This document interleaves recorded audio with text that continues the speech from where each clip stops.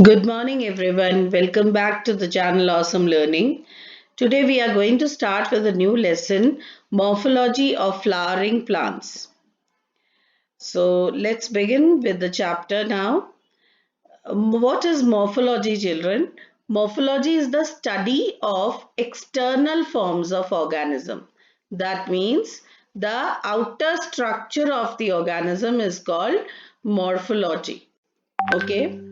Angiosperms, that is, the plants which can bear flowers, are characterized by the presence of roots, stem, leaves, flowers, and fruits.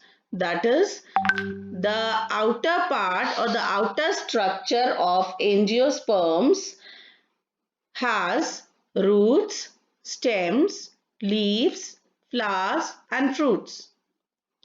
Main parts of flowering plants have two systems. One is root system and the other one is shoot system. Now we all know that root system are the underground parts and shoot system are the parts that are present above the ground. Let's begin with the root. The root. Now we all know what is a root. It is the underground part and it is formed from the radicle of the embryo. Children, remember, this is the seed and this gets developed into a new plant. So the every embryo has two parts. One is the radicle and the other one is the plumule.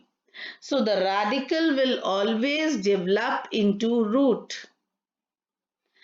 Then types of root systems. There are three types of root systems: taproot system, fibrous root system, and adventitious root system. Let's see one by one. The taproot system. Now it consists of primary root, which is the tap root. This you can see is the primary root, the main root. This is the primary root, and this primary root has certain branches or lateral roots which are called secondary or tertiary roots. So from the primary roots, many roots may arise in the form of branches which are called tertiary roots, secondary roots or tertiary roots. This type of root system is present in dicotyledonous plants. Primary root is elongated form of radicle. That is, the radicle actually develops into the primary root. And the example of the tap root system, very good example is mustard plant. Next, you see is it consists of the same things they are showing you. This is the plant they have shown. The tap root systems are being shown here. Okay. Next one is fibrous root system. Now as you see the fibrous root, you will not find any main root here. Can you see any main root? No, there is no such type of main root visible. It is an entangled mass of root, you can see. So this type of root system is called fibrous root system, and in monocotyledonous, primary root is very short, so it is not visible separately, short-lived, and later on that primary root is replaced by large number of roots. These roots originate from the base of the stem. Now this is the base of the stem from where directly all the roots are arising.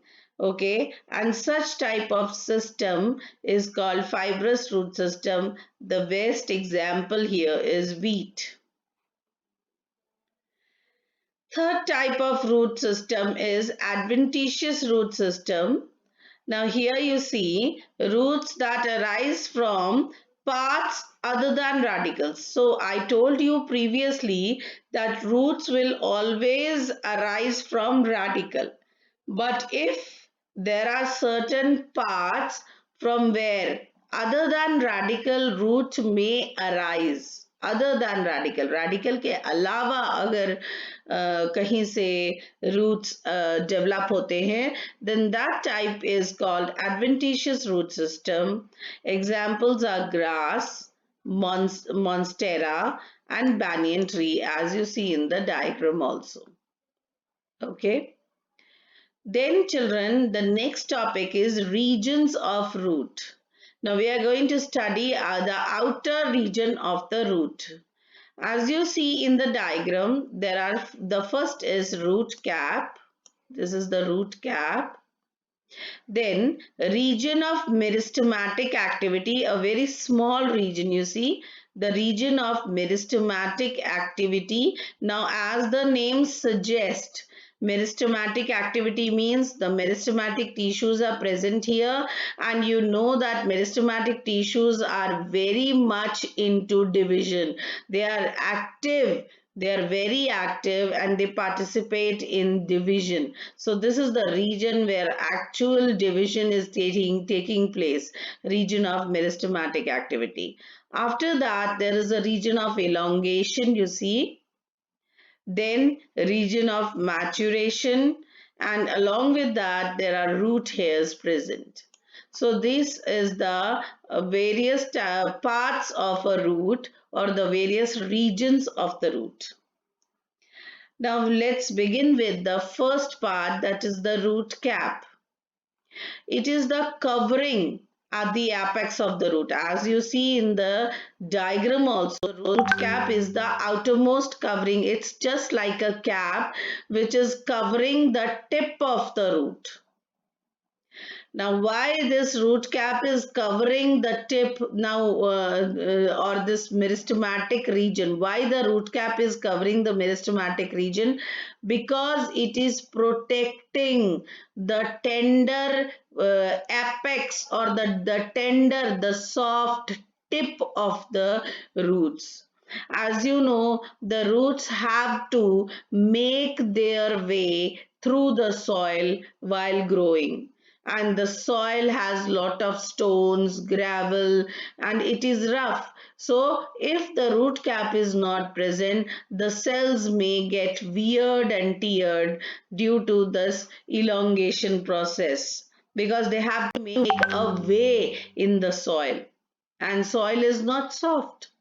So that is why this root cap protects the apex of the root from such wear and tear.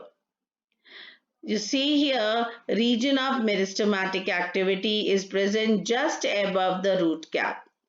Now, here the cells are very small. They are thin-walled. We all know that meristematic cells are thin-walled, and it contains dense protoplasm. There are no vacuoles present in the meristematic cells. Okay, so they are very active, and they divide repeatedly. This is how the root will get elongated, or it will grow in size. Then comes the region of elongation, the region just above the meristematic region. Okay, here the cells undergo rapid elongation and enlargement. Now the cells will elongate, they will enlarge. Here, this is the region of elongation. This helps in growth of the root in length. The region of elongation will help the root to grow in length. Then region of maturation, the region proximal. Proximal means the region above the region of elongation is the region of maturation. This is the region of maturation. Here the cells will differentiate and mature. That is, the cells will now decide. They have become matured. They say that we will take a particular function, and now we will do that particular function till we are living. हमने ये किया है कि meristematic cells after some times will differentiate. वो differentiate हो जाते हैं, वो एक पर्टिकुलर शेप, एक पर्टिकुलर फंक्शन लेके सेटल हो जाते हैं कि नाउ वी आर मैच्योर्ड, अब हम एक रिटायर्ड लाइफ जिएंगे, अब हम जब तक जिंदा रहेंगे हम इसी शेप में रहेंगे और हम ये पर्टिकुलर फंक्शन करते रहेंगे. So now they are differentiated.